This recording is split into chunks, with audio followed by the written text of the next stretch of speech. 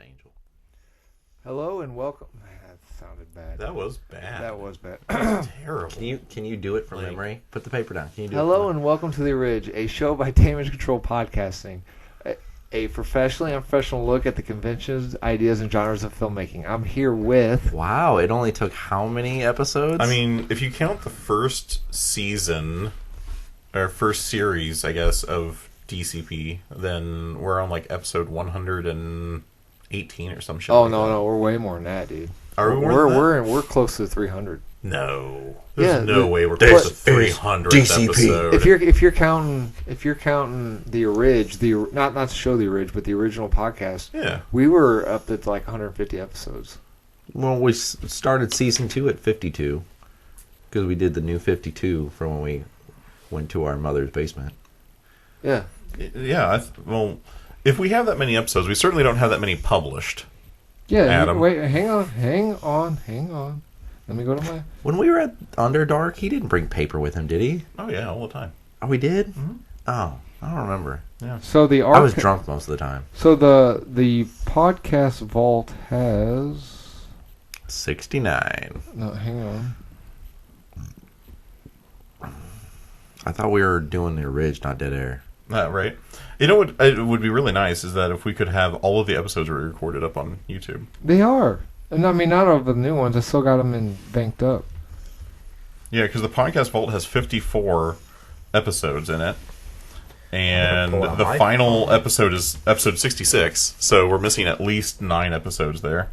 I'll pull out my phone, All right. play with it. All right, I'll have to look, but we're like close to 200. Let's see where we're at. I don't know where you're getting those numbers from, because we've got 23, Well, I've been cooking the books for a while. 35... Pencil whipping it. Oh, 80. it doesn't. I've got 89. It doesn't Yeah. list the number on Apple Podcasts Anyway, because someone stopped numbering them. We have That seems like a bad design idea. we got a five stars from Bike Squad. Ooh, Bike No Squad. shit. Well, I Bike mean Squad. it's 5 years ago, but still that's cool. it says interesting listen, definitely enjoyable, and would recommend. Hey, thank you. Okay, Bike okay. Squad. Then it Okay. says promo or whatever. on Apple Podcasts, we currently have 110 episodes, and our rating is explicit. We are definitely explicit. There's no doubt about that. And we have it links to our SoundCloud. So Adam hasn't, either they did it automatically or Adam hasn't fucked that up. So There you go. You're there's welcome. there's something. Now, SoundCloud is definitely the place to go for all of our episodes, because we've got the most episodes up on SoundCloud, I think. I don't use SoundCloud. I just Yeah. like reading it and it says explicit. Well, when we actually hit like 150, we should do a special 150th episode or something. I think. Okay. Well, what do you want? Well, that's beyond. Okay. Yeah, talking about sausage. Let's move on to what we're actually talking about. Yeah, we're talking about cupcakes. Did we actually introduce each other? No. No. I'm here with. Tyler, what's your name? Ed, Okay. I'm here with. Jesus. Daniel Newkirk. Okay. This episode is sequels: the good, the bad, and The ugly? and the Tyler. And Oh. the fugly. Really? Do you have that written down? Did you spell my name? You didn't even capitalize the T. I don't feel like it needs to be. The disrespect. But first, Hey, did you win the last episode? what was the first feature-length sequel? A. Oh yeah, today's about sequels. I already said that. What was the first feature-length sequel? Miracle A, on 35th Street. A. Metropolis. B. The Cupboard of Dr. Calgary. C. Fall of a Nation. Or D. Kane. Fall of the Nation. I've not heard of any of these movies. I'm going to go with the Doctor of Island Monroe, or whatever that one that you had was. The Cupboard of Dr. Calgary. Yeah, that's the one. No, that was a joke answer because the Cabinet of Dr. The Cupboard. Never. No, it was Fall of a Nation. It was a follow-up to Birth of a Nation. I got it right. What was? Where's my points? What was the? Here you go. What was the? One point. What was the Hey, first I'm gonna sequel? mime archery and then What was You the really first sound sequel bad. to use 2 in its title? what was the first sequel to use 2 minutes? Here's a hint. These are all Hammer horror films because the first sequel to use 2 in its title was a Hammer horror film. What's a Horror. Too bad we don't have Cody, our horror expert. yeah? What's a Hammer horror film? British. Hammer was the company that. Oh, okay. Peter. It made Peter Cushing and he was in Lord of the Rings. Just died. Ian McKellen. No, the white Sauron. Not Sauron. Sauron's Christopher little bitch. Lee? Christopher Lee. He made Christopher Lee died? Yeah. Ian McKellen's still alive. Oh, I know Ian McKellen was still alive. That was a joke. Oh. I didn't know Christopher don't, Lee died. Don't say that because it made me upset. Okay. What was the first sequel to use 2 in its title? A. Quartermass 2. B. Woman in Black 2. C. Don't Panic 2. Or D. What the Butler Saw 2. Wow. I'm going with A. Tyler, you're on fucking fire. I was like, I didn't think they made a Woman in Black 2. They- I know they made a did. remake. I have a hard time imagining that They made a they didn't remake. use 2 before that. When did that movie come out? 1950 something. All right, I'm going to fact check you. Okay. Adam. You just keep going. Woman in Black 2 came. They made a Woman in Black 2. Yeah. Professor Quartermass, trying to gather support for his lunar colonization project, is intrigued by mysterious traces that have been showing up. All right. Number 3. What are 4 sequels called? What? Quadrilogy? A. Quadrilogy. B. Quartet. Or C. Tetralogy. Quadrilogy? Yeah, let's give you Actually, it might be a quartet. it's tetralogy. Technically, quadrilogy and tetralogy are correct, but for us hipsters, quadrilogy are used for books. Tetralogy are used for movies. Yep. Look that one up next. I call bullshit. No, I think that one's legit. I mean, it's just words, so technically quadrilogy would work, but tetralogy. Yeah, so technically I'm right. Okay. So I win. Give me the Which dove. which movie? Oh, I just proved Adam wrong. What? In 1940, there was a movie called All This and Heaven 2. What'd you look up? What'd you Google? Movies before 1940. And all this... You looked up. You Googled the phrase "movies before 1940." Yeah. Or movies released in 1940, sorry.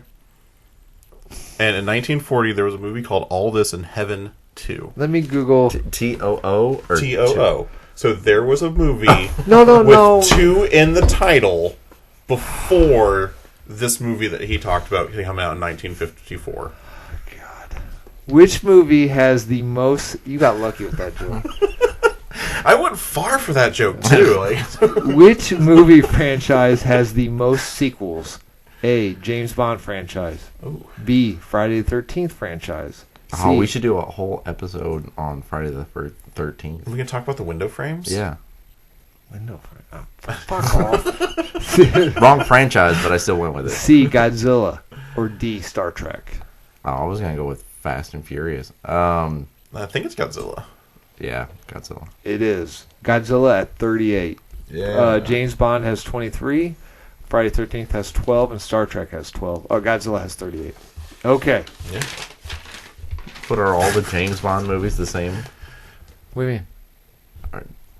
So Casino Royale is in the same universe as GoldenEye?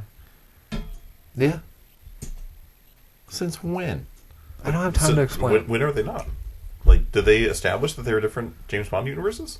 'Cause I thought it was just one universe. Have they given it away that James Bond is just the code name? No, it's not. Because so in Skyfall, Daniel Craig goes to Skyfall, which is his ancestral home, and you see his parents' graves, and their last name is Bond.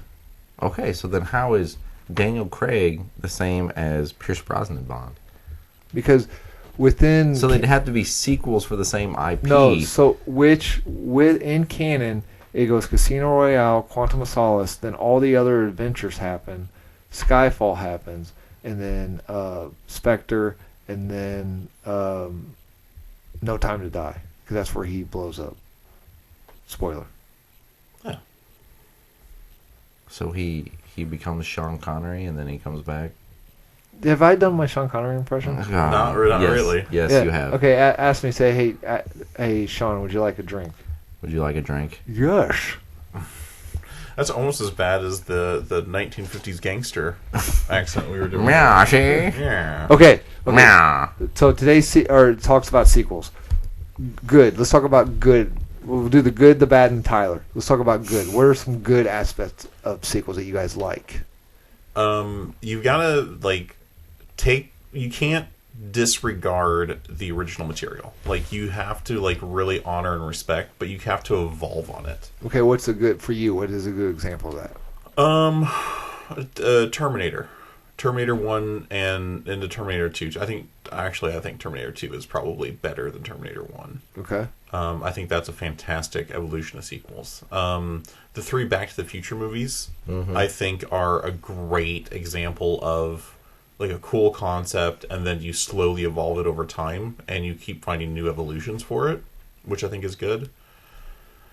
You probably say Ghostbusters. Ghostbusters 2 was pretty good. And you think Ghostbusters 2 was pretty good? I thought it was good. I don't think it was better than the first, but I would not call it a bad sequel. I mean, it didn't do the trope where where the sequel is basically the same, like Iron Man 2, where it's basically the same thing played out. Right. So yes, I wouldn't say it's a bad. They did different things. So yeah, I'll throw that in there. Yeah, and then if you count Afterlife as Ghostbusters 3, I think that was a good, it honored the original. It was respectful to that, and you've got Frozen Kingdom coming out here in a few weeks. Oh yeah, that looks awesome. Right, and that looks really good. So I think Ghostbusters is doing really good with their I guess sequels. Oscar's coming back. Oh, I forgot all about that. I didn't know if they made Ghostbusters 2 canon in that universe, or if they were doing the not Ivan Reitman, his son, the one that directed Jason Reitman, the one that directed. Would you just call Afterlife? Afterlife. He stated, because they asked him, he stated yes, 1 and 2 are canon, because they didn't really make mention to anything about 2 in Afterlife. Yeah, but I think the plot didn't really matter much for No. 2, There wasn't a whole lot of lasting... I still want to know how, just the Ghostbusters, fell off the... if in Afterlife, you have a kid named Podcast who talks about weird random things. How does he that's not... not his birth name, is it? No, Okay. no. How does he not know about the Ghostbusters? Think about it. And maybe it's because we're older now, but don't you think the younger generation's really jaded, and it's cool not to like things, right? Sure. Or maybe that's our generation that ironically like things. But I mean, you're the one that randomly hates comic book characters. You're the hipster thing. Yeah, you totally do the hipster. You're the authority in the room on hipster hating. just because one character I dislike, and for no reason. Yeah. She's not needed. If she's a cool character separate from the Joker. I like her separate from the Joker. She is not needed as Joker's girlfriend. Just like Logan, Wolverine doesn't thank you. Doesn't need a hip back story. Doesn't need a hip back story? He doesn't need a hip. What was the question? What were we talking about? Sequels. No. And Ghostbusters and how they fell off because your hipster ways. Yeah, because the kids are jaded, man. They wouldn't fucking... I don't think the kids... You're telling me he would know. You live in a world where ghosts exist, and you wouldn't think that's the coolest thing in the entire... I don't know. We live in a round world, but people think the world's flat nowadays. That's because people are dumb. Well, I think part of it is that for the Ghostbusters, in the first Ghostbusters movie, the ghost was really, really rare. What the? Are you okay? Yeah, he made me sit on the corner, and I didn't like it. So in the first Ghostbusters, they don't really know ghosts exist, right? You've got the one library ghost, and that's the only ghost for a long time, right? And so you get Slimer. And the kind of the plot line for the first one is that the whole reason the ghosts are showing up is because the apocalypse is happening. It's the dead are waking up and coming to Earth. And then, that's the plot between 1 and 2. Because they stopped the apocalypse, the ghosts stopped showing up, so they were out of work. That's why they're doing birthday parties. So it's and they lost to He-Man. Yeah. Yeah. And there was this As little burst of activity, and then it all kind of falls away. So if we're in a span of things, it's what, a year, 2 years? that's happening. That and it's in the 80s, and nothing really good happened in the 80s. Especially February 27th. I mean, Phantom Blowjobs happened in the 80s. I was going to watch Ghostbusters with my kid, and then I remember that part, and I'm like, I don't want to have to try and explain that. Any other good things about sequels you enjoy? Any good things? Yeah. Or are there any good sequels? Now I'm trying to think of sequels. Cap 2 was a really good improvement. Mm-hmm. Okay. Winter Soldier, I think that was... and into Civil War, I thought Winter Soldier and Civil War both were fantastic. Well, Avengers 1.5. Yeah, or was it 2.5? But 2.5. Yeah. But, I thought those were fine. And I guess when you talk about franchises, like, if you look at... Empire Strikes Back. Yeah, those are okay. Empire Strikes Back is pretty good. That's probably the best of the original trilogy. Let me have a question for you, because you brought it up. So you said a sequel needs to do something different, but keep the rules and reality and expand on the characters. What about sequels that are 20, 30 years down the road, like The Force Awakens, which is basically A New Hope? So it's the same beats, but it's disguised as a different movie. So I think if you're just making a clone of a movie, then you really shouldn't be doing that for a sequel. You should be doing that for a reboot. So like Force Awakens, yeah, it was kind of the same beats. It was kind of the same things. It was different enough that I'm not as offended as a lot of the Star Wars fans are. But you could definitely tell it was really formulaic. Like it really followed the New Hope formula. So I would not call that a good sequel. I think it was fine to continue the franchise. If you're not going to like kind of follow the beat, then I think you need to grab the right theme. So like the two Sin City movies kind of comes to mind. Sin City 2 was not great, but it emulated all of the things that you liked in the first one while keeping things different, and they didn't do a whole lot of duplicating. So, like, I think that would be a fine example if you wanted to take a look at a way to do sequels where they're like still honoring and respecting, but like kind of taking the same story beats and reinventing what they're doing to it. Because that one very much had the same kind of story beats the first one did, but it was different. So I think that's a good example on how to do that. Okay. Okay, so we talked about T2 being a good sequel. I really like which T2, I agree. The only thing I like about in T3 is Judgment Day happened on July 25th. What about Christina Loken's boobs getting bigger? Yes, that too. Okay. What?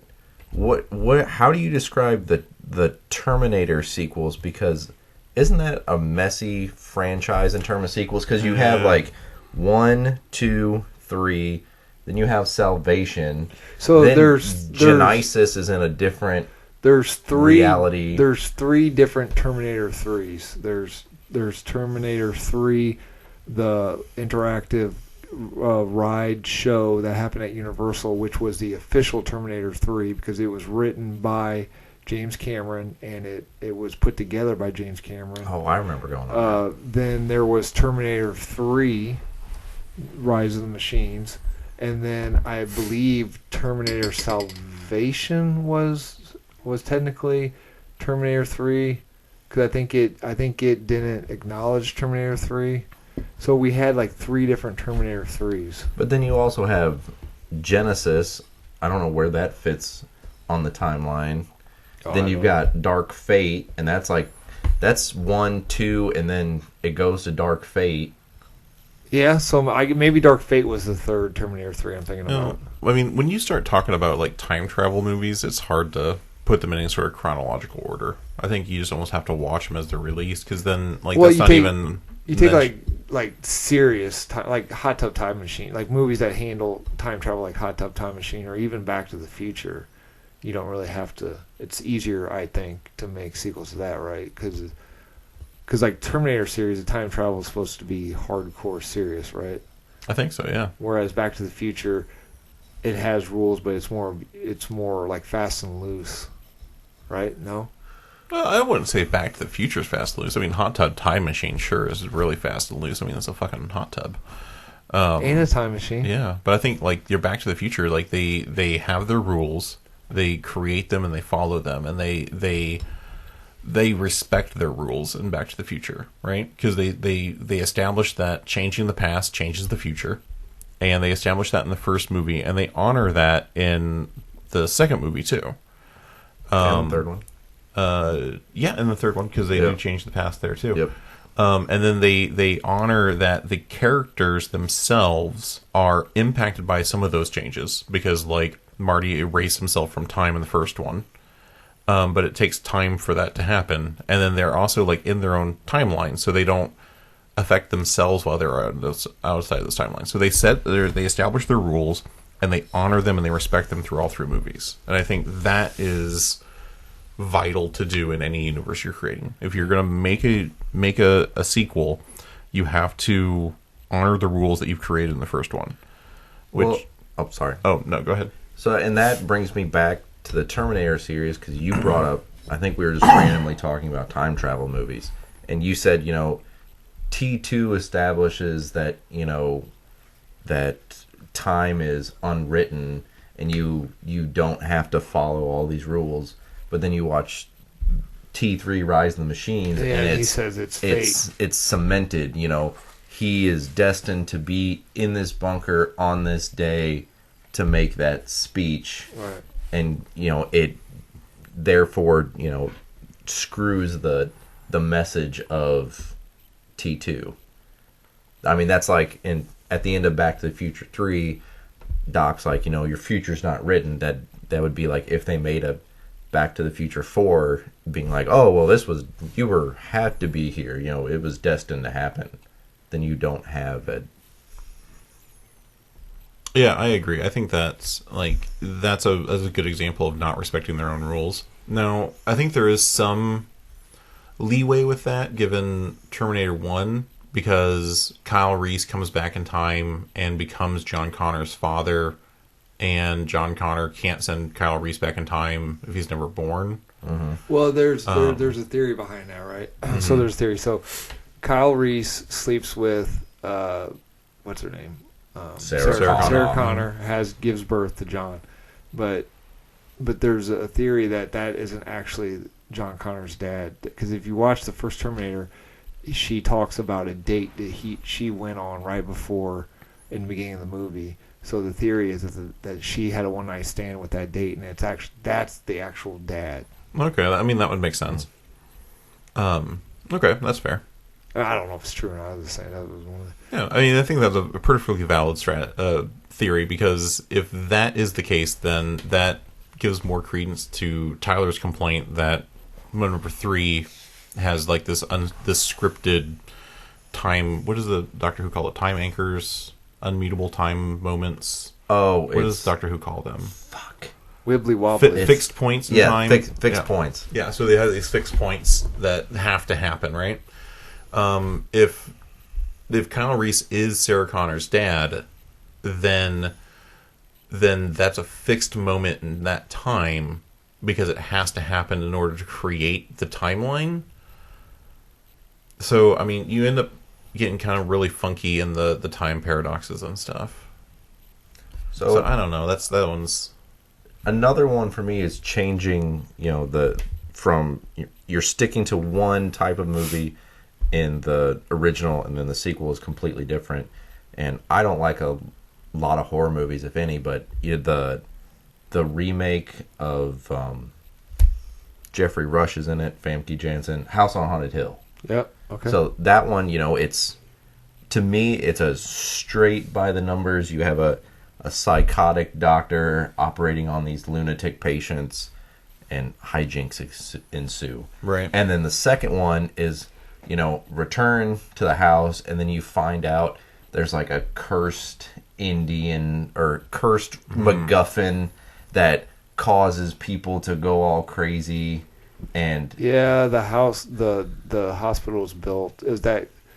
Yeah, that's like almost a trope in itself. Something being built on an Indian burial ground. Yeah, which, I mean, I don't know many, because the house is built on a cliff. I don't know how many people would. Well, now wait a minute. The cemetery by Grandma Sinette's house is built on a cliff. But this cliff was like hundreds of Right. feet in the air, Yeah, surrounded by water. Yeah, But, you're right. but that's what I'm saying. Like I said, to me, the first one is A to B. Okay, to piggyback on yours, this is what I was going to bring up. The thing that I can't put into words what it is, but maybe you guys can. I love Men in Black, the first Men in Black, right? Okay. Yeah, first Men Back was great. It was dirty. It almost like the movie itself was almost dirty, right? Like the colors were muted. It wasn't. It was based off of a comic book, which was really dirty artwork. You know, it wasn't like mass produced. It was really like hand drawn, and it wasn't perfect, right? So, in the movie, the colors were muted. While it was based on aliens, you know, about aliens coming to Earth, and it had fantastical stuff, it was still within the realm of, okay, yeah, like I can see that. Like they had one little base of operations. It wasn't like everything in the city. So we moved to the second one. Everything they had, like everything in the city is something else, right? Mm-hmm. You got like the Sears or the was it the Empire State? Statue of Liberty becomes a giant Yeah, neuralizer. That's one thing I really hate. Like if the first movie was like that, and then they moved over, like it almost ruined the first movie for me. Like I can watch the first movie and I love it, but when I want more of the universe, I only really go to the animated cartoon show, which I love a lot. But because it like, see, I don't even know how I can put a word to it. It's like because the first, like they even did that with Ghostbusters 1 and 2. Ghostbusters 1 is so dirty and like hardcore. Like basically someone just put a camera up in New York and it just so happened to catch these images of these guys running around busting ghosts. Like obviously there was money put into it and it clearly is a movie. But then you go to Ghostbusters 2 and it's like you're watching. I'm not putting words to what I'm trying to say. Yeah, I'm kind of having a hard time grabbing what you're talking about, but I think I understand what's happening there. And I think that is when the audience changes between the original and the sequel, right? So I think one of the best examples of that's the Teenage Mutant Ninja Turtles.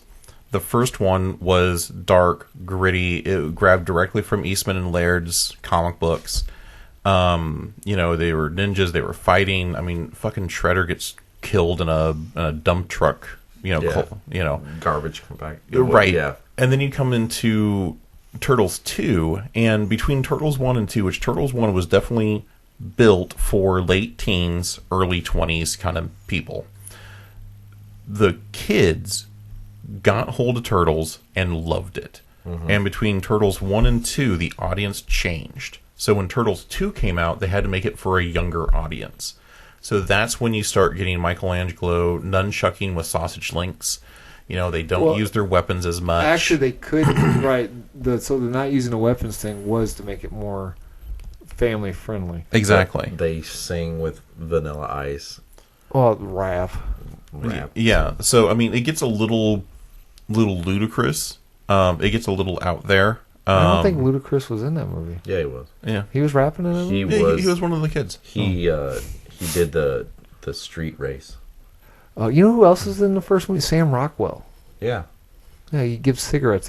Fucking giving cigarettes to kids. That's something you've never seen a kid. I can Right, tell you yeah. right now, I've seen Secret of the Ooze more times than I can count, and I think I've seen the first one like twice, maybe 3 times.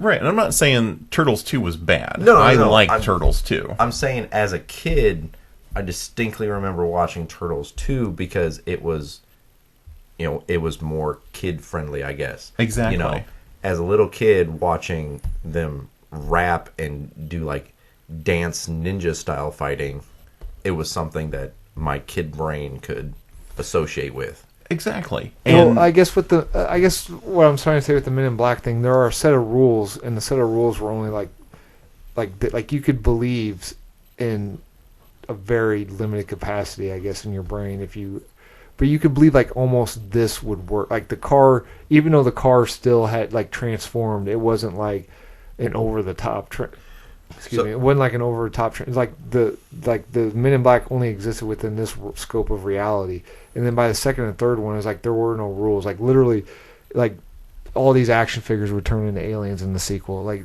the reality expanded to no rules at all. and that's fair. The reality being a lot larger, and then you have like these kind of retcon moments, like the Statue of Liberty being a neuralizer, you know. And then you start asking those questions like, well, if you had this, why didn't you use it in the first movie? Yeah, exactly.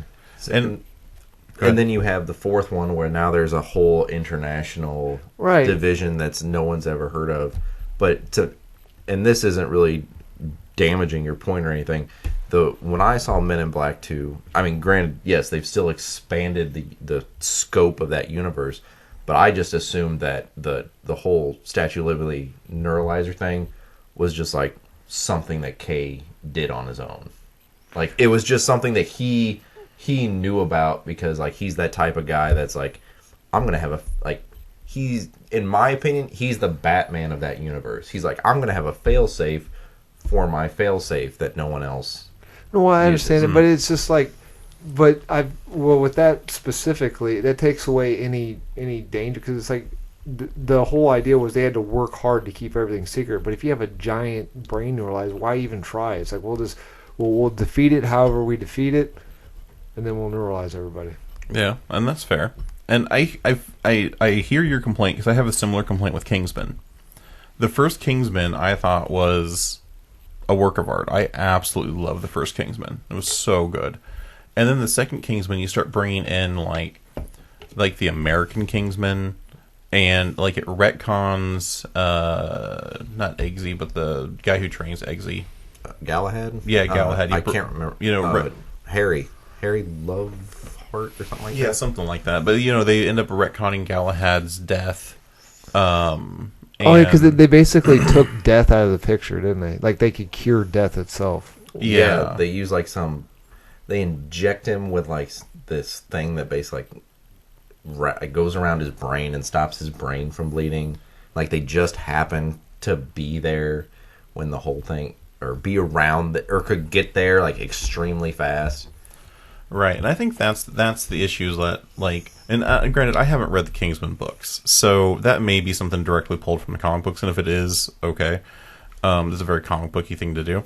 If it's not, I think it really highlights one of the problems with sequels, and that is bringing back like these beloved characters that had a finished story in the first one. Right. Not every character needs to be brought back for a sequel. And not every character needs Star Wars is the worst at this. 100%. Not every character needs a fate. It's like, this character was just, this character, he was actually the one that unplugged the machine, so that actually helped Luke fucking shoot the proton missile. No, like, man, it was just a cool character. Don't do this. Like the R5 that blows up. Yeah, they made force sensitive. No, he was a Jedi. The droid that blows up. So because Luke's uncle picks the R5 droid, and then he blows up. So then he goes back and gets R2. Mm-hmm. They made him a Jedi in the comics. He's a droid. You can't have a droid Jedi. In the comics, he's a droid. He's a Jedi, and he knew the big grand scheme thing. So he blew himself up so Luke would pick R2. It's like, not every, like, Star Wars is the worst at that. Oh, absolutely. Like, not every Freightliner can be the Millennium Falcon. Right. Like, the Millennium Falcon is a specific one of those ships, the YT freighter or something like that. Corellian freight. And basically it's a semi-truck of the Star Wars universe. Right. There's millions of them. Not every single one of them needs to be the Millennium Falcon. Mm-hmm. And I was really disappointed when the one on Jakku ended up being the Falcon. I really, really wanted it to be not the Falcon. But, not... the Anakin making C-3PO and that R2 being Anakin's astromech droid that ends up being everyone in the Skywalker family's astromech droid. Like, that's ridiculous. As big as the universe is, there's a lot of coincidences. Right, exactly. And if you wanted to make Han Solo a pimp pilot, don't put him back in the... Because it almost like, well, he's a pimp pilot only with this ship. If you want to make him out to be a badass pilot, give him a different ship and show him how he can actually be a badass pilot and smuggler. Well, I mean, they could have brought it in, yes, have him like piloting a different ship, and then, when his, character died or whatever, they could have had something where like Chewie reveals the Millennium Falcon, and they're like, oh, there's X thing wrong with it, and no matter how much Han tried, he couldn't get it to work. And then you could have brought it back into the series that way. And then Luke will be like, the autopilot was fixed. Chewie, it says right here, Han Solo fixed the autopilot. No, I think what we could have done there and had a really good moment, is that you have like Rey and her team get the Corellian Freightliner or whatever the YT freighter or whatever it's called, and you just don't say it's the Falcon. You just let the audience assume it's the Falcon, and it gets beat the shit out of in that movie. Like, it gets blown apart, like it's rupturing, and you think it's like it crashes, and then like Han and Chewie show up to save them in the Falcon. Or they find the Falcon and it's been discarded and damaged, and they use the wreckage of the other freighter to repair the Falcon. Like, I think you do something like that. Here's another thing you could do. Okay, this isn't really a Star Wars podcast, but speaking of Force Awakens, another way to still have your cake and eat it too. So you got your fanboys that love Luke, and Luke's the greatest Jedi or whatever, and now Rey's the badass. Still, you can still have it both, right? So when in the end of the movie, when the lightsaber comes flying out of Kylo Ren's hand and goes into Rey, right? Instead of going to Rey's hand, have Luke come out and grab it, and then have him take care of Kylo Ren, and then Luke goes to train Rey, and Luke's just like blown away by the skill of Rey. Like, that's what Mark Hamill originally thought he was there for. Like, he did an interview where like he's like, I was reading the scene. He goes, and I swear when it said that the lightsaber flew through the air, he goes, I thought that it was my character that caught it. I think that would have made Luke out to be the badass that every I won't say old, but older fans of Star Wars would have fucking loved. And then you could still have Rey be the new ultimate badass, passing the baton on to the new ultimate badass by Luke training her in the sequel, and Luke being like, fuck, I don't know what to do with you, man. You're beyond anything I can. Yeah, and I think that's one of those things that, like, Star Wars, if you're talking about making a bad, or things not to do in a sequel, in Force Awakens, they didn't respect their own rules.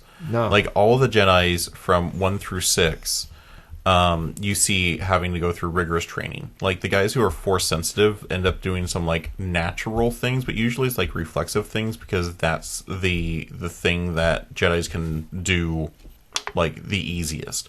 But you have Rey with zero training doing, like, really complicated telekinesis. You have her doing the Jedi mind trick with no training. You know who that was on? Daniel Craig. Yeah. So you have, like, those kind of tricks, and she just can do them, and I think that really disrespects their own rules. And stood up to a Sith Lord in a lightsaber battle, like the first time she's ever touched a lightsaber. She's standing up to a Sith. Even Finn holds his own against. That's true. Kylo Ren. I mean, he got his back. Well, Kylo's. Yeah. I don't think you can call Kylo a Sith, because he doesn't have a Sith name. Kylo's a Sith. It's a family name. No, but yes, because it doesn't say how long he was trained, but he was trained by a Jedi Master. Mm-hmm. But so you're telling me that this person who's, as far as I know, they haven't said that Finn is Force sensitive, is able to hold his own in a lightsaber battle. And that's another thing that I guess we kind of touched on it, but like they even say Solo is Force sensitive. That's why he's able to pilot. Oh, I fucking hate that. Why can't he just be a human who's just really good? He's not he's not even well trained. He doesn't fucking shoot well. He fucking shoots from the hip. He's got like no tactical skills. He's on the fucking microphone going, nothing up here, nothing. How are you? And then he just like he's not like he just figures it out as he goes. Don't tell me he's Force sensitive. That ruins that character. No, I agree. I think that brings again more problems with the retconning, because at this point you've given Solo so many tools, whether he's Force sensitive or he has the supercomputer android in the Millennium Falcon. He's gotten so many crutches to explain why he's good that you've just retconned his character into oblivion, and that's obnoxious to me. So I agree. I think that's a common problem with sequels, is that if you want to go back and kind of explain these stories, like the Kessel Run. Like, obviously, when they talked about the Kessel Run, they just grabbed some sciencey fucking words and said, "Oh, we made it in so many parsecs." Well, that's a measurement of distance, right? So they had to go back and explain why that was the case. But they shouldn't have shown, like, the Clone Wars. Like, watching... I remember distinctly Dad showing us A New Hope and asking what the Clone Wars was. And, of course, my dad, not being a nerd, was like, oh, fuck, I don't know. But the Clone Wars, just like, that's fucking cool. It's like, it elicits so much shit in your head. And then, like, they shouldn't have shown it. Like, you don't need to see the Kessel Run. Just be like, that's fucking cool. Well, yes and no. I think if you, like, you don't need to show those things, but, like, for the sciencey nerds, I think it's cool to explain, well, how is a Kessel Run done in distance and not time? And how is that a measure of the ship, right? Right. And then, like, the Clone Wars, like, you create this large amount of ambiguity that you can then define later on in the sequels. It's just a matter of you don't retcon or go outside of the world that you created, the rules you've created. So I think them showing the Clone Wars through Episode 2 and the Clone Wars show was fine, as long as you're not using that to retcon pieces of the story that don't make sense, right? Right. Because, like, the Clone Wars show brings back Darth Maul. And if Darth Maul has always been around as general in the Clone Wars, why has that not been talked about at all? You know, why did we get an entire feature-length movie without him? You know? So I think those are bad things to do. Or like at the start of 3 where you have Count Dooku and you have his death, they make him out to be this really, really important character, and I don't remember him doing anything in movie 2. He chopped off Anakin's hand. Yeah. Yeah, he did very little in Episode 2, and he should have been... He dropped that rock on... no, that was Anakin again. No. He fought with Yoda and got away. That was 3. Yep. Was it? No, that was 2. Where Was it Yoda 2? does all the little flippies. Oh, you're right, that was... yeah, that's right, because 3, Yoda fights Palpatine. Yeah. Yeah, and then Dooku loses his head in 3. A Dooku. A Dooku. Right. Excuse me, I gotta go take a Dooku. So jumping back before we get farther away from it. So did you watch... You watched King's Men. Did you watch The King's Man, the prequel sequel? No, I didn't realize there was a third one. I've only seen the first two. It came out in the middle of like COVID. Yeah, so okay. it went straight to Max. Okay, well, I was going to talk about if you thought that was more in line, because because it's basically about the creation of the Kingsman Society, and I've seen clips of 2, the Golden Circle, and I thought that the Statesman had been around for years, but it basically disregards that. So I didn't know if you thought that was more in line, if the prequel was a better fix compared to the sequel. I will have to look that one up. I didn't know that was a thing. I really liked the Kingsman universe. I like I didn't dislike the second movie. I just didn't think it was a great movie. I think it was okay. You know, I felt the same way about like Pacific Rim. Like, I didn't dislike Pacific Rim 2, but it wasn't good. You know, Independence Day 2 was we'll be talking about that. Was pretty meh. Didn't see that. It was all right. So if you have how far away is Independence Day 2? It's March now. Damn it, you get my joke. I couldn't think of what month we were. So what I'm saying is, so you have Independence Day where you've got Will Smith, and then you got Independence Day 2 where he's not in it. I think they killed him off screen too. So, well, just as what I'm... So if you have a movie with, you know... They basically took the first movie and they drowned it in Monster Energy drink. So if you have like the first movie with with actor X, and the sequel where actor X doesn't want to come back, do you think they should be killed off? There should be a throwaway line where it's like, oh, they're off planet or they're out on another mission, or should you just recast them? Kind of none of the above, to be perfectly honest. I think unless that character is being a major plot point, you just don't mention them. Because, I mean, there's, 6.3 billion people in the world? They can go off and do other things, which gives you interesting avenues to storytell with them in, like, movie 3. So, like, I think Jurassic Park does it right. Where you have, like, Jurassic Park 1, you've got the 3 scientists.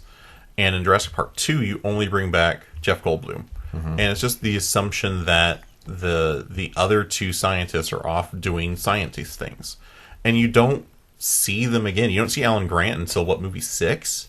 No, he comes back in 3. Does he come back in 3? Yeah, because you have the cinematic, beautiful scene of him sitting on a plane, and then the Velociraptor going, Alan. Here's a yeah. Were you done? I'm sorry. No. Just that was. But that's what you can do. You can just leave that person out unless. And if you are making a story central around this character, you need to have that actor on board before you write the script. In my opinion. So here's an example of that, and I don't have the answer on what should have been done. I feel like how it was handled, which was out of the writer and director's hands, obviously. But it turned out not to be a good movie. But it was so the Rejects trilogy. You guys watch any of those? Is that the Devil's Rejects? Yeah, House of 1,000 Corpses, Devil's Rejects, and Three from Hell. So at the end of Devil's Rejects, they're coming towards a cop blockade. And they're just bullholes everywhere, whatever. Basically dead. And then everyone's like, man, we want to see more from this family or whatever. So he makes Three from Hell. Rob Zombie writes Three from Hell about the continuation of these three characters. And it turns out like they're so evil that even hell itself doesn't want them, and they somehow survive, and then they go to jail, and then they escape out of jail. The only problem with that is Sid Haig, who plays Captain Spaulding, in real life got super sick. Just like he wrote the movie. All three actors were up for it. They were getting ready to film, and about a month before filming, Sid calls Rob and says, "Hey, I don't know how I can do this." He's like I'm sick. I can't walk. I can't eat. And Rob, they have a long conversation, and Sid's like, "I want to do this for the fans, but I can't be in the whole movie." That's how sick he was. So they basically have him in jail, and he's the only one that gets the death sentence. The other two get life in jail, right? He gets the death sentence. That's how they write off the character, and he dies like a week after filming that scene. So Three from Hell doesn't really make sense because all of a sudden there's this brother that comes back into the picture and breaks him out of jail. I'm saying it's completely it's life. Life gets in the way of art. It just the way it happened, but it wasn't really that good of a movie because one, it doesn't make sense because it's Three from Hell. It's about these badass people that are so evil that even hell itself doesn't want them. They still go on a tear. Well, we don't even know who this fucking character is. Why, all of a sudden he just shows up in this movie. Where was he for the other two movies? And if he's so badass, why didn't he join in on the killing? So there's an example of that. Like, I don't know what would have been done. Any actor can do anything, right? Anything can be good, but some characters like Freddy Krueger, I don't think, even though they tried it, I really think it's Robert Englund that makes Freddy Krueger. Tony Stark, Robert Downey Jr. He's got that Matthew Perry type sarcastic wit, but Tony Stark, there's just something about the way Robert Downey Jr. talks and reacts. I really don't think anyone can play Tony Stark. And whoever has the unfortunate job of replacing Wolverine, I think is going to have a hell of a time with replacing Hugh Jackman. But I think Wolverine's easier to replace, much like Batman. I mean, everyone has their favorite Batman, but replacing it's going to be. But anyway, so there's an example of what you're asking. I don't know what the right thing to do in that situation would be, but I think it largely depends on the movie, right? Like in that instance for the Three from Hell, I think that's a good way to honor that character, to cut him out that way. I just wouldn't have brought the third person in. Yeah, I just would have made it the two of them. Because then you're dealing with that adversity, or like Boondock Saints is a kind of an example of this, right? So if you haven't seen Boondock Saints, you should. It's really good. But in the first one, are you guys familiar with the movie? Yes. Okay. Wait, is that the Irish Yes. detectives that? Well, not Jared detectives. likes? They're vigilantes. Right. Well, Okay. that's because Jared. Yeah. Okay. Right. All right. But the first Boondock Saints is absolutely fantastic. And in the first Boondock Saints, Rocco dies. Yeah. Right. He dies. He's the heart of the team. Is that Neil? Is that No. Sean Flannery? No. That's the dude from Walking Dead. The guys. No, neither. Those both survive. Oh, it's a stand-up comic. The Irish stand-up comic. Billy. No, he survives. Well, who the fuck is it? Willem Dafoe? No, he survives. Yes, he survives. Yeah. Who the fuck is this character? it's It's another character. If you haven't guessed, I have not seen this movie. Yeah, Rocco Del. all I know is that his name in real life it's Rocco. He was friends with the guy that I think it's Joe Duffy or Jeff. The bartender. Duffy. Mm-hmm. The guy that wrote it and directed it, he was like friends with him. Okay. And then his replacement in the sequel was the same thing. He was friends with him, and so he used him to fill that role. Right. So anyway, Rocco's a guy who gets in there. He gets killed. He's the heart of the group. It's a big deal, right? He's one of the main characters. And in the sequel, when they transition in, they cut out Willem Dafoe's character and they cut out Rocco because Rocco's dead. Willem Dafoe they kill off camera, and I'll come back to that. So you have the characters, and they're kind of reestablishing where they've been in this distance, and maybe it didn't make a whole lot of sense, but they like went to Ireland to let things cool down because things were getting too hot, and then the murder happens. They bring them back to the States, and you reintroduce a new character that's kind of Rocco, who he's kind of that fuck up comic relief character, but he's a different fuck up comic relief character. And Willem Dafoe plays this FBI agent in the first one who is like kind of struggling with the rules of vigilantism and whether it works and whether it doesn't, and like he's trying to chase him, and then maybe he's not trying to chase him, maybe he's trying to help him, and that kind of blurs that line. And you bring in a female detective in the second one to replace him. Well, as the movie progresses, you get a dream sequence where Rocco returns to give the guys a pep talk after shit goes south, and after the detective gets made, she has to bail into like basically witness protection, and she finds out that Willem Dafoe's character is in witness protection. And I think that for all the lackings that the second Boondock Saints has, because you've got to really love the first one to like the second one. They handle those characters well. You know, they do the right things when those characters weren't 100% available. They storyline, they were dead or cut out in different ways. And I think they handle those characters appropriately. You know, you have this character who's witness protection, and it makes a whole lot of sense, and you think they killed him off camera. So when he shows back up, you have that, it's Willem Dafoe's character. You know? Yeah, and I mean, he's only in it at the very end, and he's setting up what I think would have been an interesting third movie. But and they're still planning on it. But yeah, and I mean, they're different, but they fulfill like the same roles. So like in the first movie, Willem Dafoe like will come upon a crime scene, and then he will. It's not like a vision. It's basically like him being in the scene, explaining what happened. And I mean, it's never 100% right. And then, because there's like a scene where he's like, well, what they did is they came out of the ventilation shaft, you know, the movie ventilation shaft where a person can crawl through it easily. And like, he like makes them like these badasses where like they come down these ropes and just start like firing on all these people. When in reality, they're climbing through and like they're fighting, and like the ventilation shaft like breaks and like they luck into it basically. Right. And like she does the same thing in the sequel.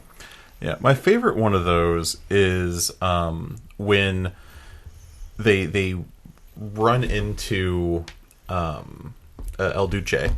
And The first one? Yeah, the first one. He comes out and Willem Dafoe's character, and they're standing there with 6 guys with guns drawn, and there's one dude. Yeah. And the one of the detectives is like, what if it's one dude with 6 guns? And he's like, dumbass, fucking idiot. One guy with 6 guns. It's my favorite of that. Okay. Did anyone else got to say anything else real quick? I'm just looking at when Boondock Saints 3 is coming out. Apparently they wrapped filming in 2022. Really? Yeah. See, now I think that would be interesting because it's basically, so the final scene is so the Saints get captured and they get put in jail. And what if the Saints come marching in?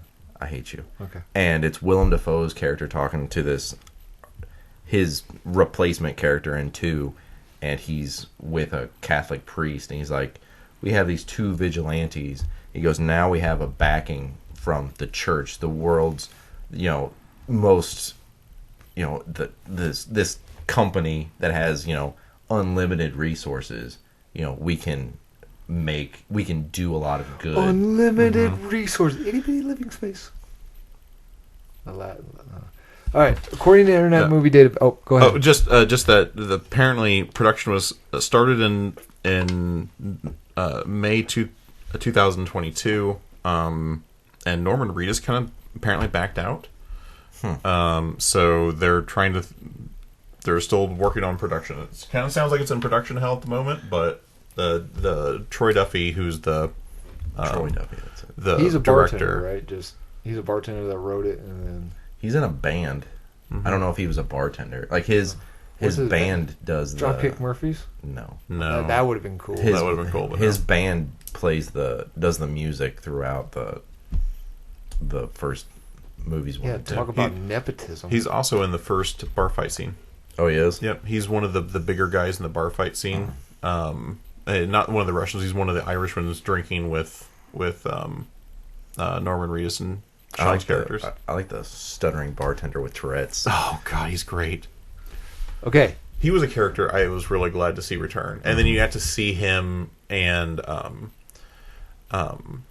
like the camaraderie.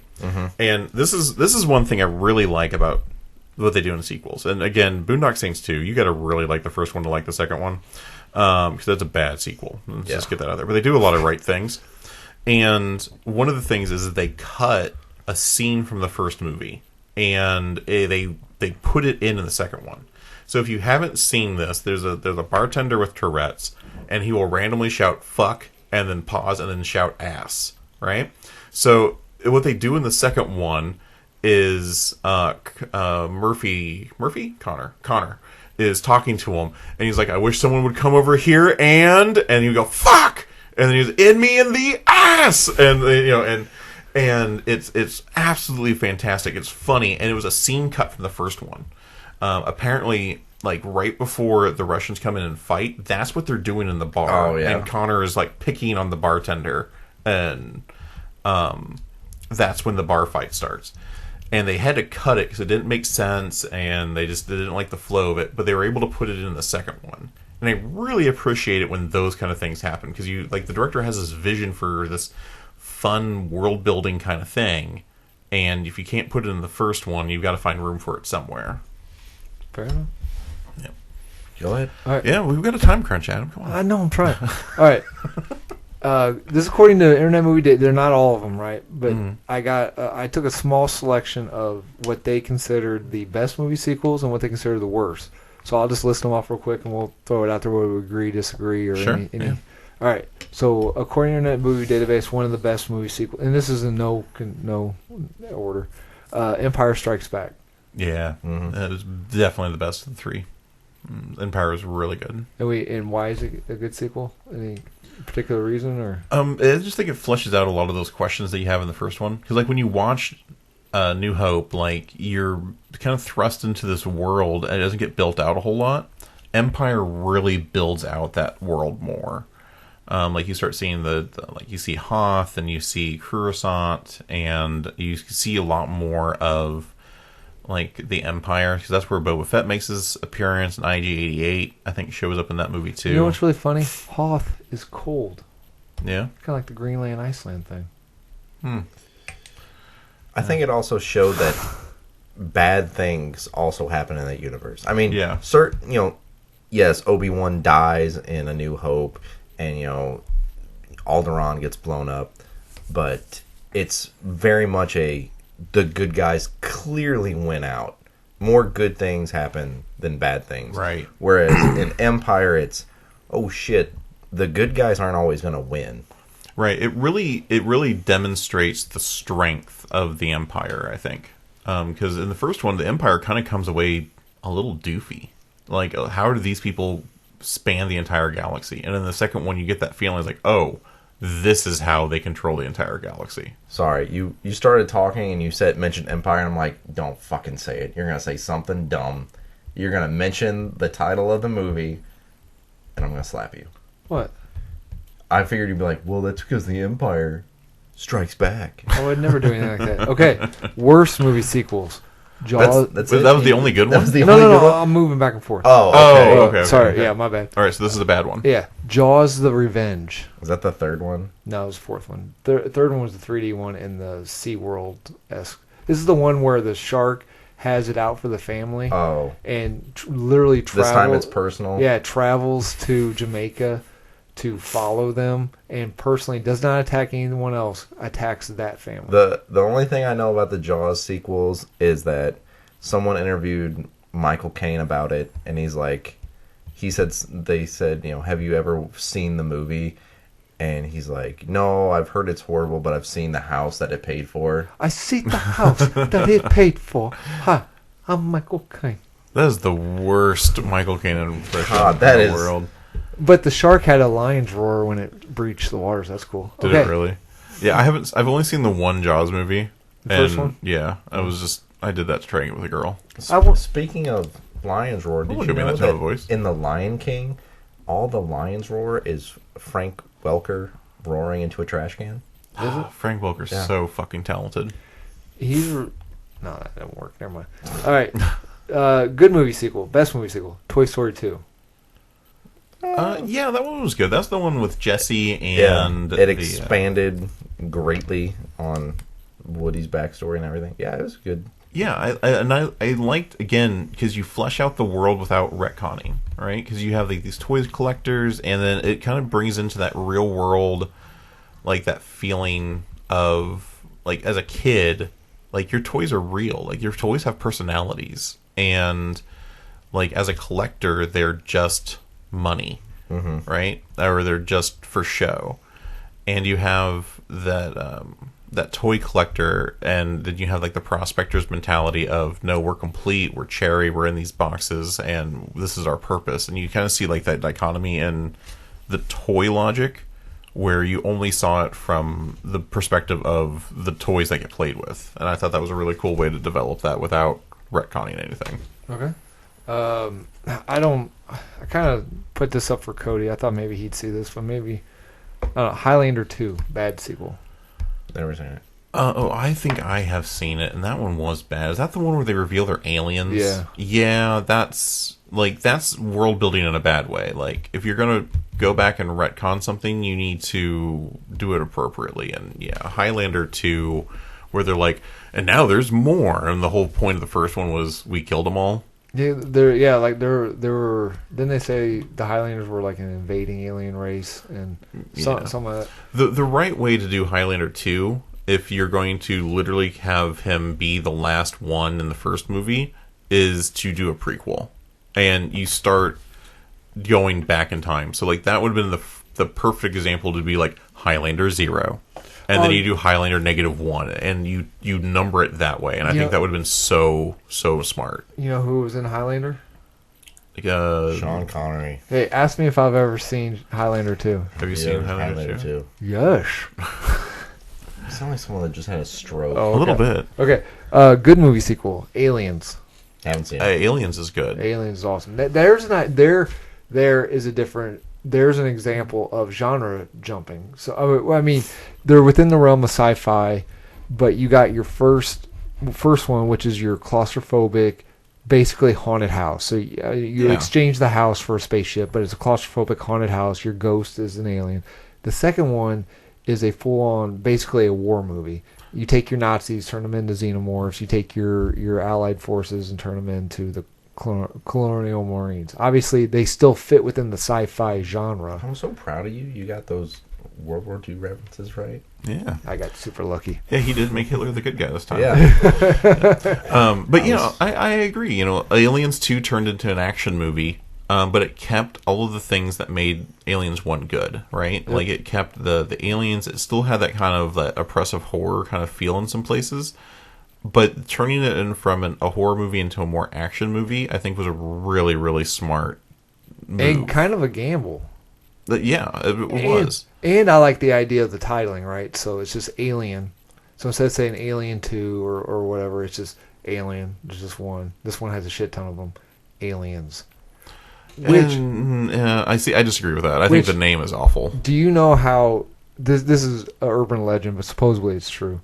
How James Cameron pitched that because he wanted to do a sequel, right? So you know how he was in a studio meeting, and they're like, "What movie you want to pitch?" And he got a piece of paper and he wrote Alien and held it up to the studio guys, and they're like, "Okay." So then he put it back down and he wrote S, and they're like, "Oh, okay." And then he put it back down and he turned the S into a dollar sign, and he put it up like that, and they're like, supposedly. Right. That seems like a movie plot point, but supposedly that's how James Cameron pitched that. Okay. I mean, good for him. If that's true. Yeah. Bad one. Speed 2. Never seen it. Oh, this time it's on a boat? Yeah. Yeah, I think that's an example of you follow the wrong character. Yeah. Right? Like, of that, like, I would not have followed Sandra Bullock's character. I would have wanted to follow Keanu Reeves' character. And I think, like, you just grab the first one, you stick it on a boat, and you're like, oh, now it's a boat. It's a boat bomb. Now bomb this boat. time, it's a bomb boat. Yeah, it's like, oh, okay. And I think you could have done something way more interesting if you had taken Keanu Reeves and found out that he went from, like, police officer to bomb squad or something like that, or what have you, you know. You could have evolved that in some different capacities, like maybe you have people weaponizing vehicles all across the city, and you have these car bombs that are going off randomly, and he's got to find the person who's weaponizing the car bombs or something like that. You could have done something. And the detonators all have a cheesy golden watch. Sure. You know, and I think you just could have done something better with Speed 2 rather than stick it on a boat and follow Sandra Bullock's character. You know, I like these ideas. I may use that for our next Previously On. We take a bad movie and turn it good. Oh. You make a Jeff. Yeah. You make Will I Jeff win with Daniels that? the villain. He blew up. You bring him back. Oh, okay. All right. Good one. Logan. I don't know. I don't necessarily agree that it was a good sequel. I think it was a good movie. I don't think it was a good sequel. What is it technically a sequel to? Wolverine. And I guess X-Men Origins Wolverine. Yeah, I disagree with that. Logan was a fine movie. It didn't respect the source material at all. The Old Man Logan storyline, like, all you did was make Logan old, and that's it. Well, I think I agree with you there, but I think Hugh Jackman is to blame there because he came out and said Old Man Logan, but I don't think any of the writers or anything. Because you're right. That has nothing to do, absolutely nothing to do with the comic line. Right. That would be fucking awesome if they would do. Whenever I watched it, I didn't necessarily watch it as a sequel. Like, I know that it is supposed to be a sequel, but in my head, watching it, I watched it as its own standalone film. Right, and that's kind of how I viewed it too. Like, it was fine as a movie. It didn't have anything to do with the source material, and I just don't think it connects into the rest of the universe anywhere. Because you have, like, Professor X, who has killed all the X-Men, but you see a much more advanced, I think, version of Professor X in Days of Future Past, and he has not done that. Yes, sure. So it didn't make sense in the continuity. It was just like, we have a cool idea for a movie, so let's make it. And I think that's fine.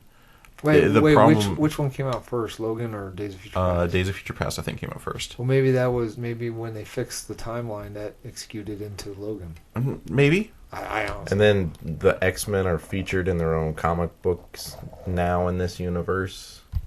Yeah, like that just seemed like an odd point, like an odd topic there, and like you don't have really a memorable villain because is it Stryker again? No, it's a clone. It's some place like creating new mutants.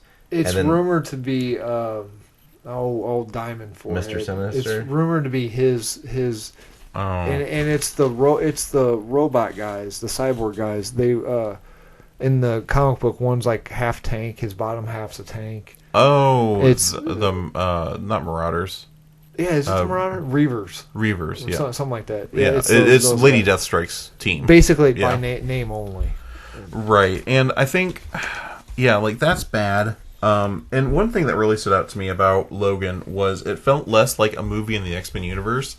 And it felt more like if you dropped Logan in our universe. Mm-hmm. You know, if you had Wolverine in the real world versus if you went to Wolverine's world, you know? And the thing that stood out to me is like when he's limo driving And this is going to say a lot about me, but this is like the one scene that sticks out in my head. Like he's limo driving, and the girls are treating him like shit, and then the one like drops her top and like shoves her tits all over the place. And I'm like, that's the one scene from Logan that stands out to me because it felt so out of place. It felt so not. Hey man, you gotta have some boobies. I mean, fine, boobs, whatever. I mean, established as an R-rated movie, whatever. But it established it was so weird and out of place and not in the universe they tried to make and not in the X-Men universe at the same time, and it just felt bad. No, the scene that sticks out to me is when he goes to crash the fence and then the fence doesn't break. That's the scene that stands out to me. But yeah, like I said, I didn't watch it as a sequel. I watched it as this is its own separate universe because it didn't feel connected to anything. Yeah, I really wanted more out of that movie. I really wanted it to fucking comic book it up, and it was just too quote unquote realistic. Like just too. I think they did not honor the things they needed to do. They went from a series of movies that were very comic booky to very not. Right, like there's no mysticism, there's no mutants in it other than Xavier and Logan. No, and Morlock? Stephen Merchant's character. No, he's not Morlock. He may be a Morlock. He can't Was go it out Leech? What's his name? Leech. He's like super. He can't go out in sunlight. Like sunlight burns him. Hang on. I'm looking it up. Continue talking. But I mean, you don't have like again, not memorable. You know, you have X-23. I remember her being in the movie, but like again, like this is the advancement of the Fox Marvel universe or Caliban. Okay, Caliban. Okay. But you have all of these. Like at the end of 3, you have a ton of mutants. You have the end of Days of Future Past, where you have the mutant hunting Sentinel robots have been established as a thing, and here you have guys with guns and I guess Caliban and guys with names only. Like, how do you stray so far from the source material that the movie is unrecognizable? So again, I think it's a fine movie. It's okay. It's not a good sequel. I don't think it does any of the things you want a sequel to do. Alpha Flight's in it. Where? That's where they're taking the mutant. That's where they're. Oh, you mean like the location? Because none of the characters are there. Yeah, no, they're taking them to Alpha Flight. I mean, Puck, Sasquatch, North Star, Aurora, Vindicator, Guardian. None of the Shaman. None of those characters are in it. X2 was a good sequel. X2 was decent, yeah. X2 did a lot of the things that you wanted to do. I agree. Mainly because they introduced Nightcrawler. Nightcrawler should have done more, but he had... I remember watching that opening, I don't know how many times. The only things I think he should have done with I typed in is Alpha Flight in Logan, and it one of the searches was in Logan Paul. Yeah.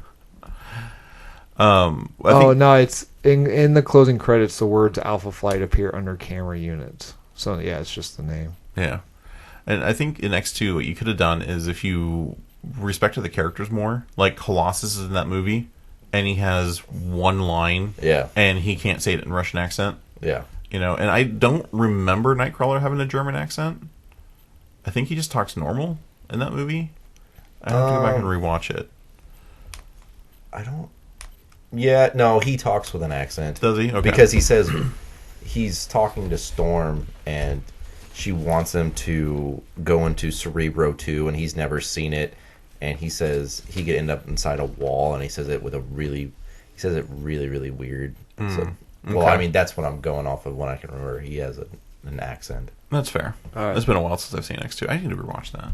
Worst movie sequel. This movie hit hard for me because this was the first time, besides movies my parents liked, this was the first movie that I wanted to see that I realized movies could be bad. Because like every movie I wanted to see was always good, or at least in my kid brain they were good. This is the first movie that I was like, this isn't good. Mortal Kombat Annihilation. Now you. I saw it in theaters, and I'm like, this is the first time a movie I wanted to see. I'm like, this is not good. Okay, yeah. So I have a similar experience. Like, you can watch Mortal Kombat Annihilation and say it was not a good movie or a good sequel. I have seen that movie more times than probably any other sequel, just because it's so fun. Oh yeah, if it's on TV, it's one of the, well, not so much. I don't have TV anymore. When I had TV and it was on, it was one of those movies that I would stop and watch, if not at least to the commercial break to finish it. So I think that kind of brings up the highlight, and I'm so glad this is right next to Logan, where we're talking about good and bad, because I would say Logan was a bad sequel and Mortal Kombat Annihilation was a good sequel. Now, I would say that Logan was a better movie, but if you're looking at it from, like, how do you define a good versus bad, right? Logan was, won awards, it was the artistic vision, all of those things. Annihilation was, bad CGI, loud music, and fight sequences. Horrible, cheesy acting. And I have seen Annihilation a dozen times compared to the one time that I watched Logan. Like, I can run Annihilation back through my head. It was so impactful and fun and memorable. Where Logan, I don't even remember Caliban being in the fucking movie. Like, my only real memory of Logan is the girl with the tits out in the limo. As you do. Right? Like, and it's like, you have, like, is that a good movie or a bad movie? And with Annihilation, yeah, cheesy acting, bad script, bad CGI, full of fight sequences, but I fucking love it from cover to cover. Like, I'll sit down and watch it and just enjoy it for its ridiculousness. And I have no desire to see Logan again. Actually, I may go home and watch Logan. I want to see the boobies. You have a wife. But they're not the girls. She doesn't have the girls' boobies from the movie Logan. Okay. Maybe she does. You never know. That's well, true. I'll send you Logan. You send me your wife, and Okay. we'll compare boobs, okay? Best movie sequel, Blade 2. All these motherfuckers trying to skate up here. No, that's the first one. I know, but I just wanted to say it. I love Blade 2. That's the one with the Reapers, right? That's the one with, that's the one with, like, The mutated. Yeah. Yeah. I don't know. I like Blade 1 more. Really? Okay. I mean, but as a sequel, I like Blade 2. But yeah, I like Blade 1 a lot more. I don't think it's a bad sequel, but if I had to choose between one of the two, not including Blade 3, I'd watch Blade 1. Okay. Yeah, I think, I kind of agree with Tyler on that one. Like, I think I like the first Blade better. The second one wasn't bad, but it's like my least favorite of the three. Because the first one, you get like this really... Whoa. You like Blade Trinity over Blade 2? Yeah. The fuck is wrong with you? No. Juggling thunder cunt. Yes, exactly. So the first one, you get this really gritty, cool vampire hunting kind of experience. In 3, you get this ridiculous, over-the-top, comedic almost vampire hunting experience with the new Night Stalkers, with Hannibal King with the fuck you sticker, and the girl that has her mini iPod that's obviously a product placement, and you have Triple H and the fucking vampire Pomeranian. Like, it's so ridiculously awesome. I love Blade 3. But see, Blade 2 did what you didn't like in Men in Black. You took Blade 1, which was this small universe. You're right. And then Blade 2, like, super they expanded it really, really fast. You're right. And that is hypocritical. I will 100% agree. I think the reason why I like Blade 2, because it hit my wheelhouse at the time. I was really into Guillermo del Toro movies, so it had that, because Guillermo has that like weird, because I don't like fantasy movies, nothing against him, I just don't like him, but he's got that blend of like the fantastical runes and everything, and it just, for some reason, like, it was right in the wheelhouse. I watched Devil's Backbone, I was watching Mimic, and it hit right at the right time. So if you're right, maybe if it wasn't in that time period, that maybe I wouldn't have been. No, and I'm not saying your opinion isn't valid. I'm just saying, like, to me, I like Blade as, I guess you can call him the underdog. Like, he's just this dude. It's just him and Whistler, and Whistler's like putting random shit together, like trying to make this work. and then you get to or 2. filling up the gas in the car with a fucking cigarette in his hand. Yeah. Next to the fucking he's got to rob the vampires and fence the watches to fund the operation. Yeah. Like, and then like you're just, and I mean 3 does it too. 3 expands it even more. But to me, I mean, if I wanted to watch what I associate with Blade, I would just want like a simple. How the fuck are we gonna do this? Like, we don't have, yes, I liked Hannibal King and the Night Stalkers and all this stuff, but like it went from like a ragtag group of now we can end the entire vampire race. And not to say that I don't like 2 or 3, but to me, I'd rather watch a definitely not Plucky, but like a we have to get this done, we're on our own type deal. And I think that's kind of why I don't like 2. Is you have like 1 and 3 are definitely like completely different attitudes, right? Mm-hmm. 2 puts a foot in each world, and it can't decide which world it wants to be in, whether it wants to be this dark, gritty, kind of like small team kind of atmosphere, or if it wants to be this over-the-top ridiculousness. And that's my problem with 2, is that it can't decide which movie it wants to be. And you mix that with the world's worst CGI, and it's so short. It is so short. That is the first time in a movie where I'm watching it and I'm like, that's really CGI. Yeah, it's really it really rubbery. It really stood out to me. I'm like, this is 100% like a CGI. Like the rest of them kind of like blended up into that point. At that point, it just pulled me out entirely. Yeah, that was really bad. And if I remember correctly, that's the one that brings Whistler back, and you have the resurrection of Whistler, and that to me was really poorly thought out, because like you have this big like contrived plot between him and Norman Reedus' character, and Norman Reedus ends up being the bad guy, and we brought up Norman Reedus a lot in this episode. This is the Norman Reedus podcast. Yeah. Didn't you know that? Oh shit, my bad. Well, I'm sorry. No, I was just following that. Like, I think that's my problem with 2, is that it follows that trope of like 2 is just very formulaic for sequels, right? It brings back a dead character, retcons that he's alive. It is now the hero must team up with the bad guys because there's a new bad guy, and it can't pick up his mood. So it hits like 3 of my like main gripes with sequels. So I wouldn't call it a good sequel. Yeah. It's in my opinion, it's the weakest of the 3 movies. And going back to your Logan, the only thing that I can watch Blade Trinity almost from start to finish in my head, whereas Blade 2, the only thing that I really remember is Scud, Norman Reedus' character saying, that bomb on Ron Perlman's head. Oh, I faked that, and he's like, I think Wesley Snipes like, I clocked you, motherfucker, the minute you walked in the door, or something, knowing that he's a traitor, and like he blows up Ron Perlman's head. Right. Like that's the only thing that I really remember from Blade 2. Yeah, the thing that I remember most is the vampire with the giant fuck off hammer.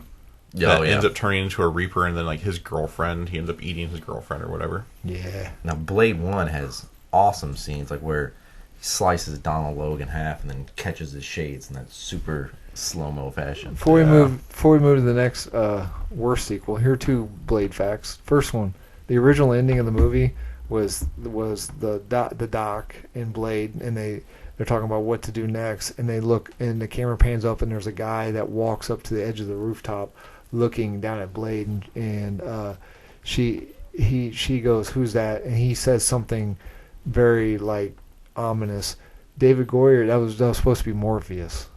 Oh, okay. But obviously they didn't have the rights, but so that's why they ended up not. They filmed it. It's on the DVD extras, but because he had to leave it generic, like a generic thing, in case they got the rights for Morpheus. But anyway, they didn't go with it. So Morbius was supposed to be in the sequel, or was like a hope to be. And another fact, in Blade Trinity, they were shooting a scene with Jessica Biel, pulls the arrow back and shoots it right at the camera. She hit the camera. Yeah, like unfortunately, it has similar to Rust. There was like a little bit of like because they had to leave, so they couldn't see the camera. They didn't want the safety glass to be in the shot, so there was like a little bitty square dead center, so the camera could shoot through it, and everywhere else where Jessica Biel was just supposed to hit. And Jessica's like, well, what if I hit that? And while she had a little bit of archery training, she didn't have it. She was no Katniss or whatever. Right. And they're like, no, don't. You'll just hit the safety glass. Don't worry about it. She fucking went through the hole and broke the camera. God damn. That and Wesley Snipes was being such a dick on the autopsy table when he's actually Dracula. His eyes are supposed to be open, and he refused to open his eyes, so they had to CG his eyes open. He wouldn't answer anything other than Blade. I guess he wouldn't talk to Ryan Reynolds unless they were filming a scene.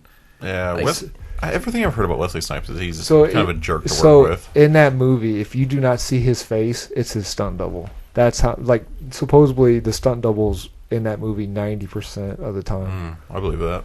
Okay, we're getting long in the tooth, so I'll speed this up. Sure. Bad movie sequel. Son of the Mask. Yes. No, never seen it. It was a bad sequel. I mean, it wasn't bad that they changed the character. They just completely changed the story. I mean, from what I understand, The Mask is nowhere near the comic book, but you went from a everyman to this crazy character, almost like Looney Tunes come to life type. Yes, and this one was very, very cartoony, but it was PG funny cartoony. Whereas I believe in The Mask, one of the scenes is he takes a muffler in each hand and he shoves it in the ass of the mechanics. Yeah. Yep. This one was just very much they tried to make it an origin story. They had Alan Cumming as Loki. Wait, was Jamie Kennedy Ipkiss? No, he was a new character. Oh, so Ipkiss wasn't in there. Yeah. Okay. And they brought Bob Hoskins in as Odin. They tried to make it a reason for why Loki made this mask. They tried. They were like, hey, it's like they thought, kids watched the first movie and they saw the Jim Carrey mask stuff and they thought it was hilarious. Let's just make a whole movie like that for kids. So the Ninja Turtles 2 thing. Mm-hmm. They swapped audiences. Yeah, they completely changed it for that. There was no real stakes or whatever. And they had a weird scene where Jamie Kennedy puts on the mask and then bangs his wife. So then he's got a masked child, a child that doesn't have to wear, is basically a constant cartoon. Like a Looney Tune kind Oh, yeah, of because life. it's Super Seaman or whatever. Yeah. Okay, so real quick, I got 2 more points for it, and then we got a bit coming up. Okay. According to Reddit, movies you didn't realize were sequels. Okay. All right. So I'm going to name the sequel. You name me the movie it's a sequel to. Is that worded right? Yeah, sure. Okay. Sounds good. So Desperado. Mariachi. El Mariachi, yep. I've never seen that one, but Desperados was on the top of my favorite movies for a long time. Oh, yeah. Is Desperado the one where they have all the guns and the guitar cases? That's the one, yeah. Okay. And Antonio Banderas and the rocket launcher guitar case. There it is. And, Yep. That blows my mind because that guy does a semi-split to fire it. It's dramatic. Mm-hmm. Okay. Yeah, he's got to get that real low pore center of gravity to handle the recoil. Be Cool. Never even heard of it. Oh, no, I don't know what that is. Sequel, it's a sequel to Get Shorty. Oh, I've never seen either of those movies. U.S. Marshals. That's Fugitives. Yeah. Yep. Mm-hmm. Long Came a Spider.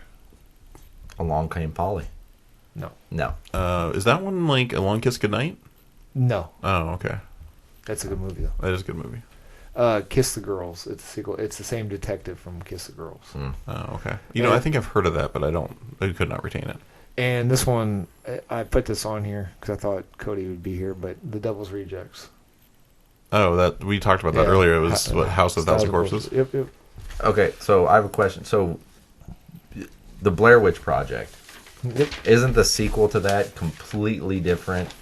Yeah, was it Book of Shadows? Is that the name of the second one? Yeah. Where they made the witch real. See, because to me, the witch is always real.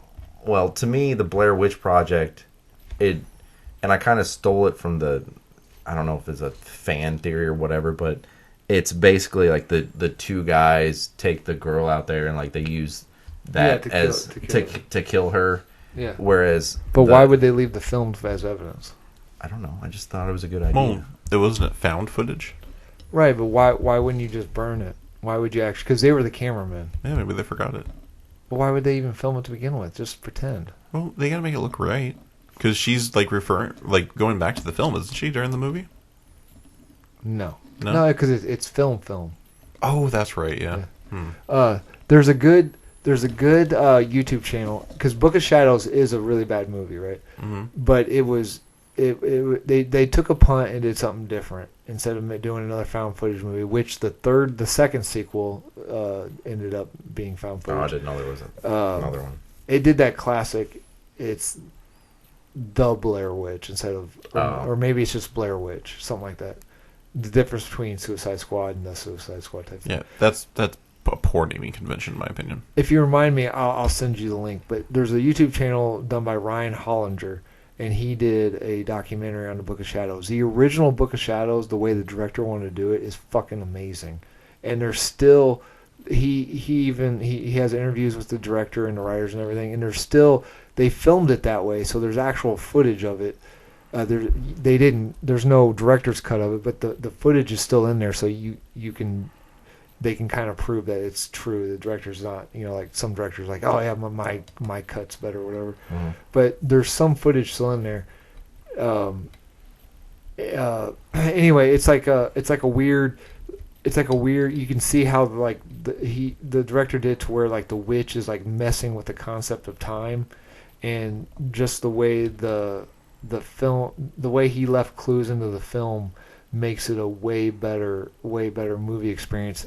I wish I could remember what some of the examples are, but I'll send you, if you remind me, I'll send you Hey, send me that link. Yeah, thank you. I'll send. Yeah. So that sounds like the Blair Witch video game, because the Blair Witch video game was kind of that way, where the witch was kind of fucking with time and manipulating things and stuff like that. I guess I just like the original, the idea that you don't. Excuse me. You don't see it. I'm not saying it. You like the Orig.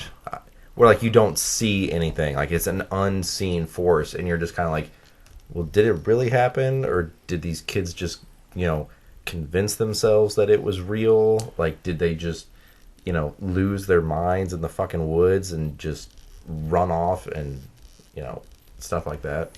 Yeah, the use of ambiguity can be really, really well done, and I think Blair Witch, like, as much as I don't particularly care for the movie, uses ambiguity very well. And it's one of those things where, like, I like to know things. Like, I'm not always satisfied with the answers, but, like, I like backstories depending on how they delivered.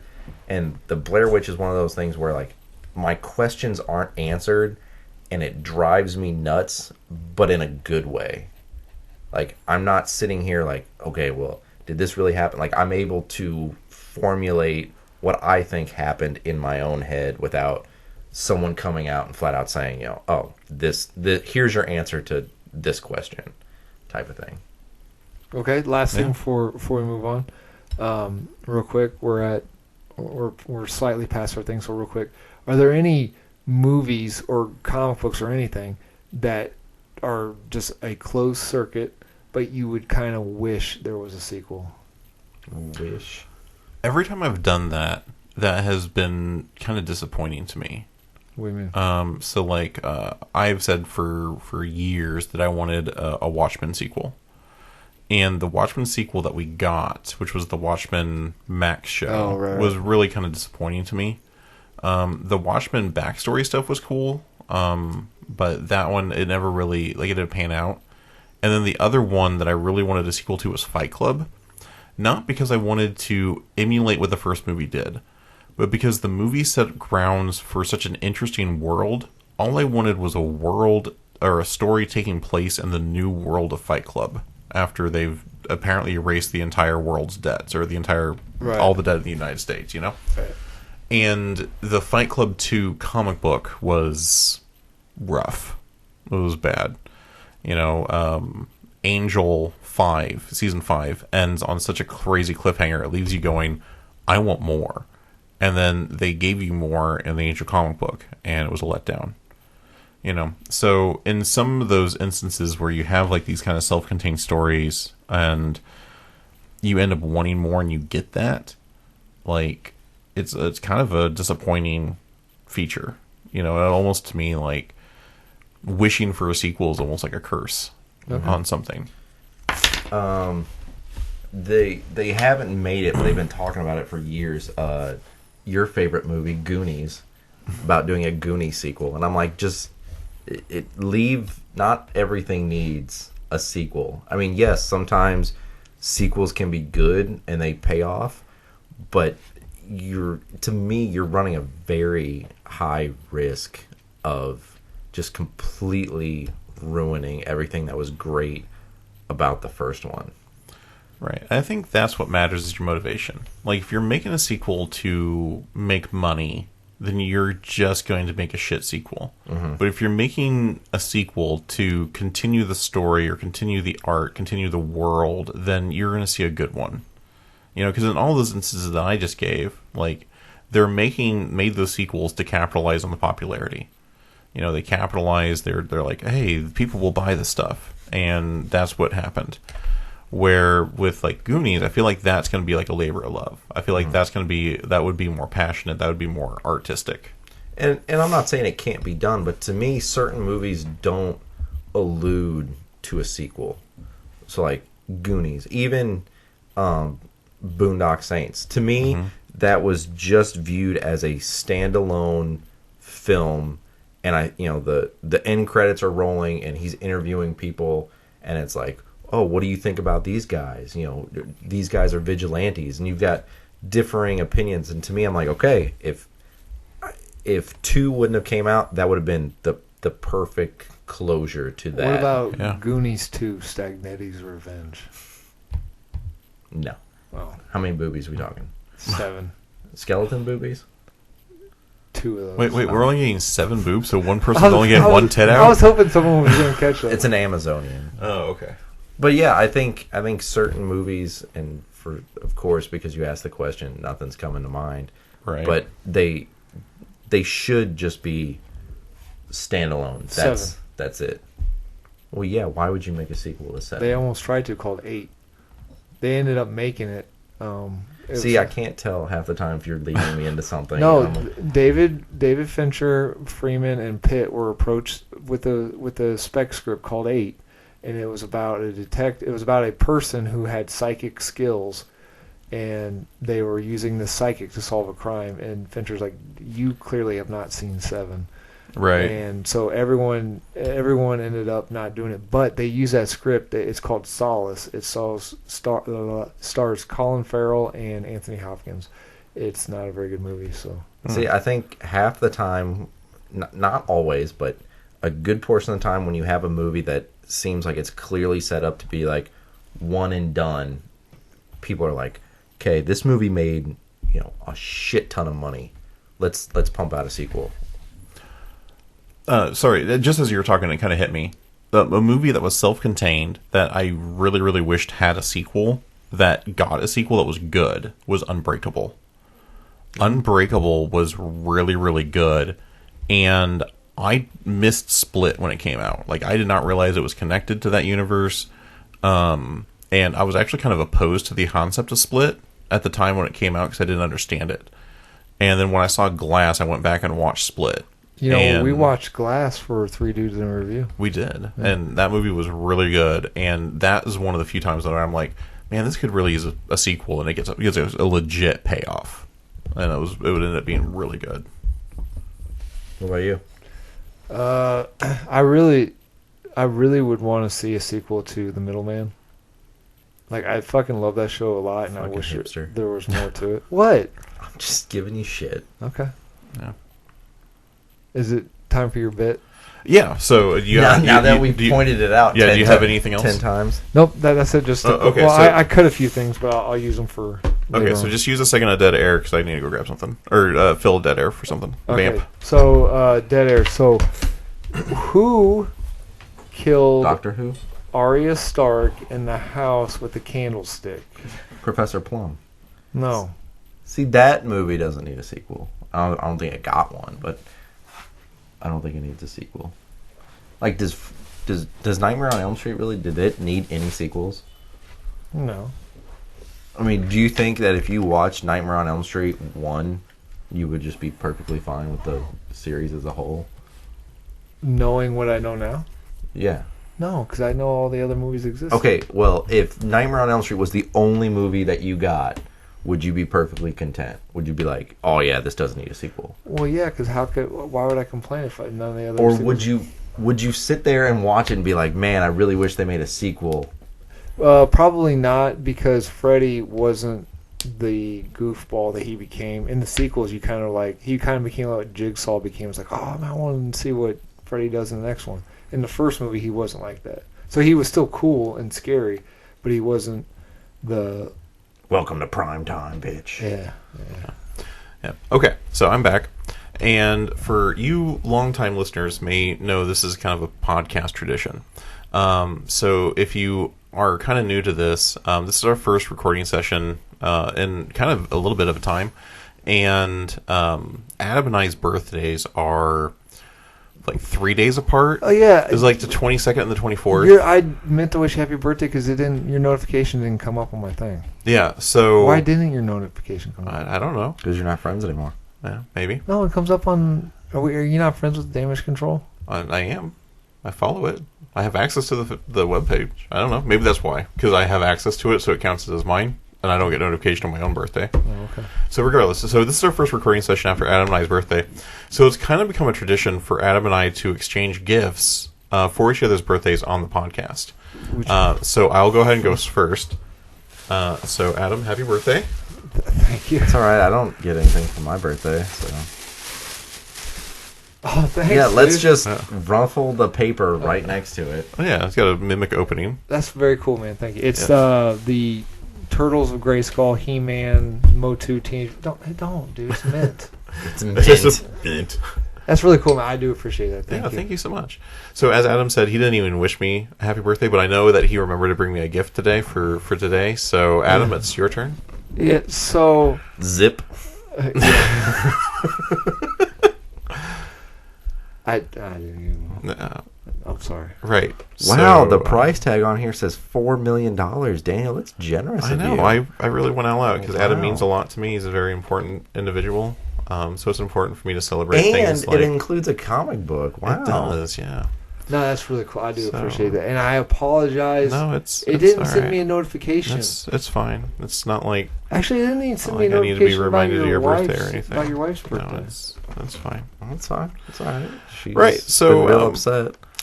You've been listening to Damage Control Podcasting? I'll have a birthday present next time. No. I'm totally playing it up. I 100% expected you to forget because I was planning to do this. I was trying to do this bit last year, and you kind of spoiled it because you actually did try to get me something last year. So I actually got to do this bit that I've been waiting to do for a year now. So anyway, so How do you think they cross over? Or do you think it's just... I have no idea. How does Motu and WWE cross over? All right. Well, that's obvious. I'll say Motu seems to do a lot of crossover stuff, so that's kind of cool. That's really cool, man. I do appreciate that a lot. Yeah, no problem. Happy birthday. Thank you. All right. So you guys have been... 1 year closer to death. Right? We made it around the sun one more time. You think you're going to make it a whole nother year? That's why I said 1 year closer. To death. In the arms of the angels. All right, so you've been listening to Damage Control Podcasting. Or you've been listening to the Orig, a Damage Control Podcasting production. You fell asleep listening to the Damage Control podcast. Yeah, right? Yeah.